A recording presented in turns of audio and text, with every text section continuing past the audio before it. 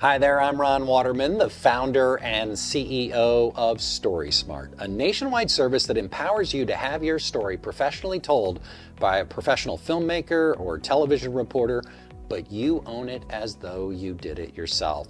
Today, I want to talk to you about the art of interviewing in family filmmaking and give you some tips for capturing your family's story on video. This is a companion video with a written blog post that I urge you to check out because it does a really great job of laying out exactly how you can do this. And hopefully, I don't need to convince you that you should do it. I'll just say a little bit about that real quick before diving into this. You should do it. Technology is such that you can do it. And, budget should not be a reason to not do it. The practical reality is that you have choices. You could do this using your cell phone, or you could hire a company like ours, right? Like we could come in and do it for you. And there's a lot of things in between. And so, I just encourage you to do it because you have this ability to capture a loved one's story and to pass it on to future generations and to preserve that legacy.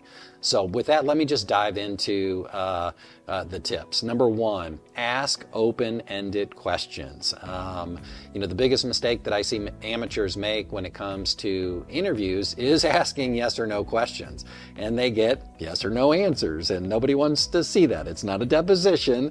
You're wanting somebody to share their story. So be sure to prepare for the interview and ask open-ended questions.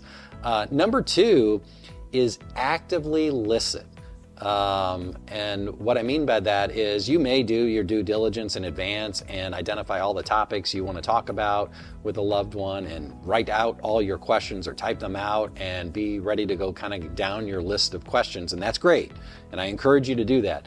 But I also encourage you to actively listen. So when somebody, answers a question, it may open up a whole series of other questions that you should ask. And the conversation may go in a direction that you didn't expect. And that's really a beautiful thing. And so be sure to actively listen.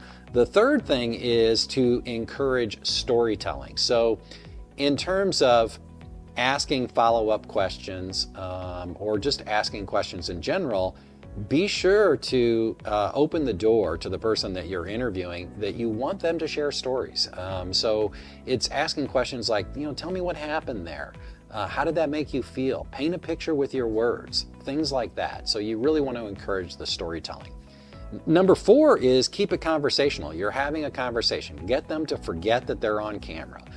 When that happens, beautiful things happen. And it's really sort of the secret sauce to StorySmart. That's what, one of the things that separates us from others is we do this. We do interviews on camera, and our journalists make people feel comfortable on camera.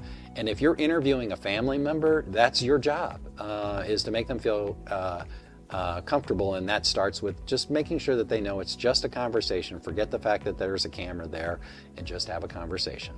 The final piece is use the right equipment. And what I mean by that is it's not just enough to have a video camera or your cell phone. Be sure that you light it well so that it appears beautiful on screen. Make sure that you frame it well. You don't want to cut somebody's head off, right? You don't want to get too close. You don't want to get too far. Make sure that you have good sound. Sound is probably the most important thing that people overlook. And the other thing is to be aware of the limitations of your equipment.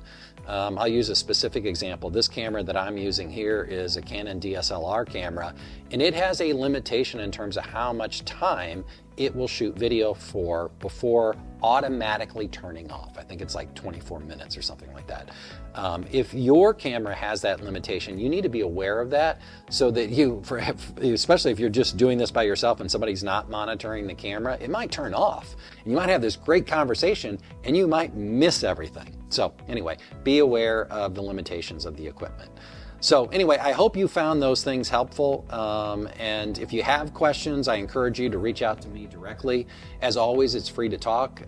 If we can help in any way, I'm happy to set up a short Zoom call with you to kind of walk you through how you can do this. I think it's important for you to do it. So that's a standing offer. If you want our help, you want my help specifically, I'm happy to help guide you. So anyway, until next time, stay story smart.